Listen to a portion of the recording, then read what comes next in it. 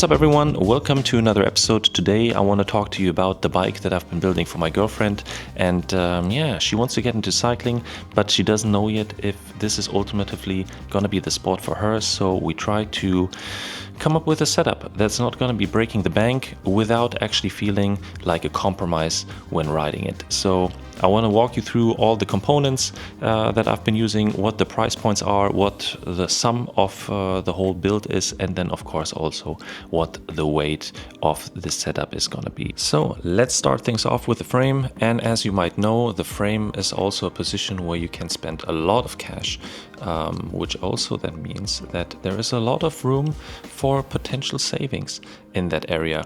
This is why I picked a frame from Velobuild. Even before I had this channel, I think I bought like 3 frames from them, like a gravel frame, a Dogma replica, and another like more generic, I think, aero frame.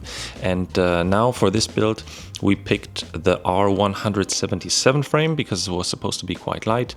It also looked quite nice, and it was, I think, also the cheapest out of their road frames. So just looking at the numbers here, so currently, at least during the time of recording, this frame is $399 plus you have to add $140 in shipping. This is particularly the shipping to Germany, which includes also all the import duties, so it just arrives at your doorstep and you don't have to pay anything extra. That's already all covered in the shipping. And as all the rest of the prices are going to be in euros, I'll convert this to euros, so let's call the frame 480 euros. And this is also a size XS, so quite a small frame, quite light, hopefully. Let's find out together once we put everything together. We picked a very clean, glossy paint job, like nothing special. Of course, with Velobuild you can also customize your frame and your paint job, but this is also adding extra costs, so maybe not something if you want to stay on a budget, but just to say that you have those options if you want to go down that path. But yeah, coming back to assembling it, everything actually went quite smooth on assembling this frame, except for one thing that I'm going to mention once I get to that component. When I'm talking about this frame or frame set, this means that it comes with the frame itself, the fork, the seat post, and also in this case a nice integrated handlebar. With Velobuild you also have the option to select a stem and a regular handlebar if that's what you would prefer, but I selected an integrated handlebar and was in the beginning a little bit worried about having to route the brake hoses through such a budget bar, because I was worried that it's going to be like rough on the inside and very tricky to fiddle everything through. But to my surprise, this was actually the easiest to route handlebar, I think, of all times. Dude! I didn't even need like any routing tools or anything, so very, very smooth. So big plus on that frame set. So let's continue to the next component.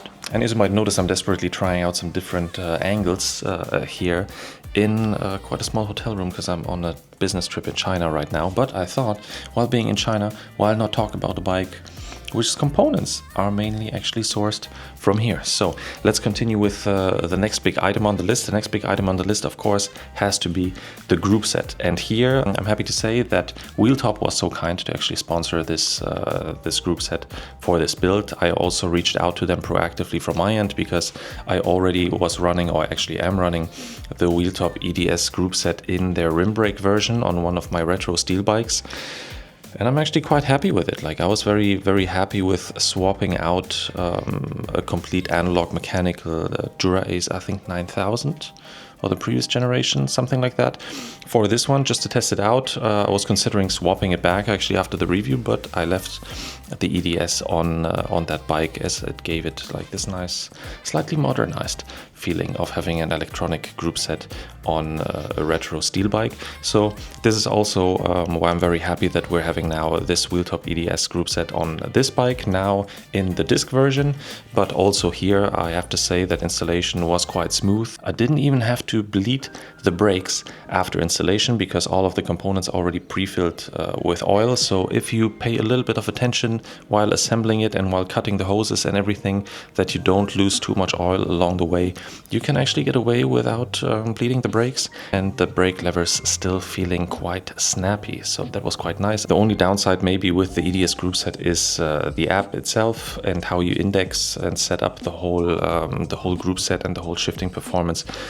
because I would say the translation is sometimes a little bit suboptimal as well as the UX, but as I was kind of used to that already from the previous build, I knew what the quirks of the app are and found my way around it, so it actually was quite quick to set things up. And yeah, this group set normally, if it wouldn't have been sponsored, it at the time of recording this is 659 euros, but there's also going to be a little affiliate discount code down in the description below, so in case you want to go for this group set and want to save a little bit on that price point, yeah, feel free to check out that discount code. And while talking group sets, there is not everything in the package of the Wheeltop group set. There are still some components missing to basically complete it.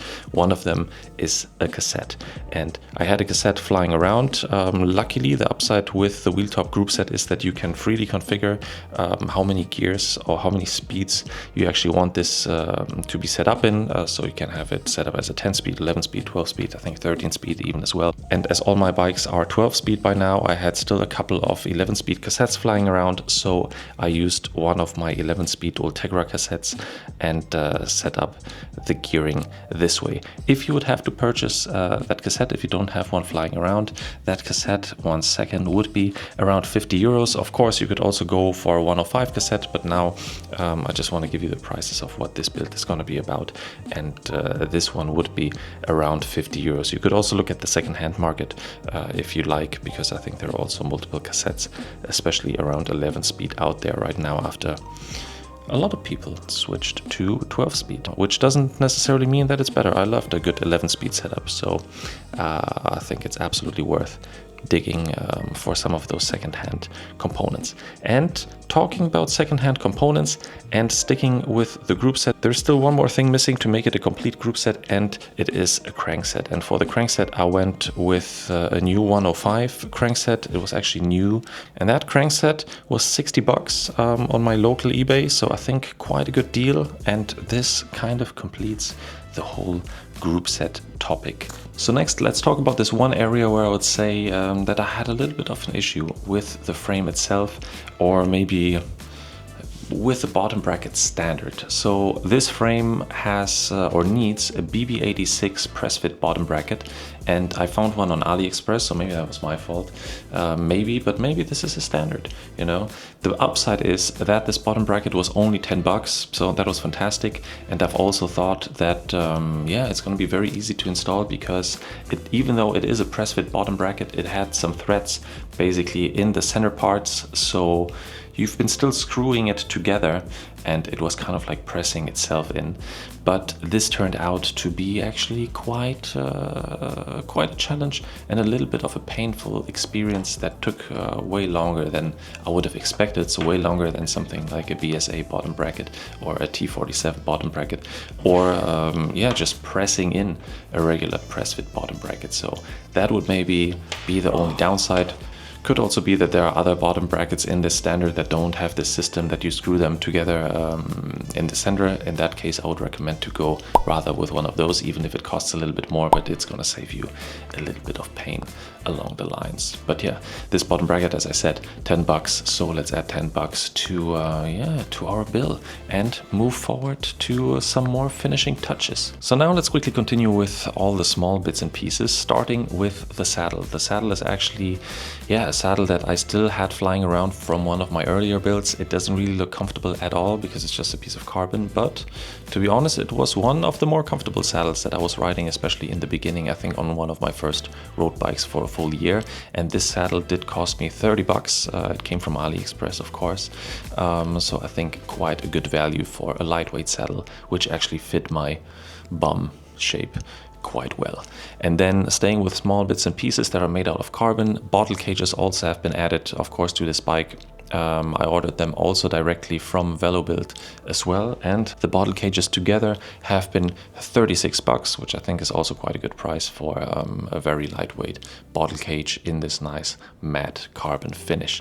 And yeah, closing off the finishing touches, of course, there needed to be some bar tape. I was looking for something that is similar, at least, to my favorite bar tape, which is coming from Supercast, like this nice cushiony and thick one. But as this is a budget build, I also thought that maybe spending 40 bucks on on bar tape is not the right move here. So I again looked on AliExpress and actually found a bar tape which looks and feels very similar to the Supercars one. The only difference is that it doesn't have a silicone band underneath it, but just a sticky tape. So I think reusability of it is kind of limited. But yeah, the upside was that it was only $5. So I think that fit the budget build bill quite well. So to complete this build, there is, I would say, still one very flashy thing, and it is the wheel set, I gotta say. And I also have to say big thank you to Elitewheels, because this is also the second thing that has been sponsored for this build. So thanks a lot Elitewheels for chipping in those wheel sets. And these are actually their new Marvel Edition 2 wheels in the 50mm depth. As you might know from my previous videos, I'm a big fan of Elitewheels. I'm riding their drive wheels, for example, on one of my steel bikes. So also in the rim brake configuration, I was also riding their drive wheels in the 50mm and 60 or 65mm configuration, I think. And I'm also riding actually the previous generation of those Marvel wheels on my other restored retro steel bike, also in the rim brake configuration. And I like them a lot. It was, I think, the first carbon wheel set that I back then purchased, still also on AliExpress. And I think that when it comes to price performance, it's kind of difficult to beat these. Also when it comes to looks, price, look, performance. So yeah, I'm very happy to present to you the new generation of these wheels. So these are a little bit wider on the inside. They're also supposed to be more aerodynamic, have bladed spokes, but I think the biggest improvement has to be that they improved in weight. So they've become lighter, and right now this 50mm wheel set weighs around, based on the specification on their website, 1,500 grams.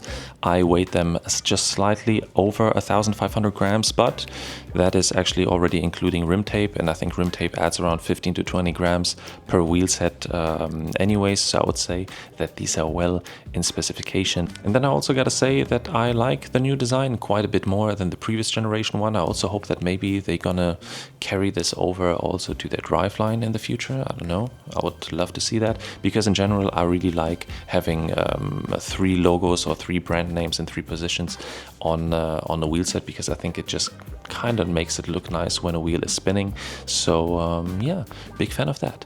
And when it comes to purchase value of this wheel set, let me just double check. These wheel sets are now 839 euros at the time of recording, but as with Elitewheels, and you know that I'm working with them already since quite a while, there is going to be an affiliate discount code down in the description below where you can save, I think, 15% on this wheel set. So that's also going to reduce your bill a little bit as well, in case you want to go for any kind of those drive or Elitewheels Marvel 2 wheels. But I mean, you can't ride a bike just on the rims. So I had some Ultegra discs flying around, so of course used those, but if you would have to purchase them, they would be around 70 euros. You could also go a league lower and go with something that's more in the 105 class, or actually go for some AliExpress discs and save even more money. So I think this brakes also has a little bit of potential for some savings, but don't save too much, because I think having a good brake performance on a road bike is actually quite essential. And then of course also these wheels needed some tires. Initially I wanted to equip these with the Pathfinder Pros in 32mm that I had flying around from a previous video. Unfortunately those didn't really fit in the fork in the front because it was just a little bit too tight, like I would say maybe a millimeter too much. But now I installed some 30mm GP5000s that I found in a bundle deal locally here for 70 bucks. Not the tubeless version, just the regular version. So I think that that's actually an okay price. But there are also a bunch of other options for tires out there which are great and high value as well, which might have a slightly better price performance ratio than GP5000. So I think that this area is actually also giving you a little bit wiggle room when it comes to saving a little bit of money. So where does this land us price-wise right now? So everything put together for this bike, which I think might have turned out to not be the most budget and as budget as it gets, because you might know I've also already built a bike for around €1,000, a rim brake bike back then that I was giving away to a friend of mine. But still, I think this is actually a bike that somebody can ride for a year or two and feel very, very happy about it without feeling the need that there's something that obviously needs some upgrading very short term. So this is landing us at now, let me double check.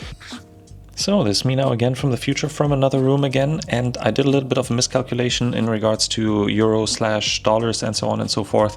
So the sum is actually 2,210 euros. So let's continue the video, and sorry for the interruption. So not particularly cheap, but also when you compare it to bike prices today and where things are going, I would say it is an acceptable entry-level kind of league. And the upside is also that you're building it yourself and you learn a lot of stuff along the way, and it's just a lot of fun, except for the bottom bracket part. So I would highly encourage you to build your bike on your own. And as I said, there are multiple areas where you could still save a little bit of more cash. You could also go for a couple of more second-hand components, even in the group set area. Of course, you don't necessarily have to go with an electronic group set. You could also go with a mechanical 105 that you find somewhere second-hand. It's just going to be a little bit more fiddly while installing it. But you could also see that you're going to learn a little bit more along the way when installing a mechanical group set. So there are pros and cons to all of these things, but yeah, this is where this bike is at right now. So now let's quickly weigh it, and we see that it is just slightly above 7 kilograms. I think this is going to be a very, very fun ride. Of course, it is an XS, so that contributes to the rather low weight. And of course, if you go with a frame set that is bigger than that, you would have to calculate, I guess, I don't know, 200, 300 grams extra on top if you go with something that's more an M or an L size. But still, I think at that price point, it is still going to be quite an exciting weight. So I would say this is going to be it for this episode. In case you have any questions in regards to any of the components, or if you're building your bike currently at the moment yourself and you have some questions in regards to the process, feel free to drop it down in the comments below. I'll try to get back to you as quickly as possible. Yeah, if you watched until here and you enjoyed it, don't forget to hit that like button. Consider subscribing if you're not a subscriber yet. And with that, I'll say thanks a lot for watching, and I'll see you in the next one.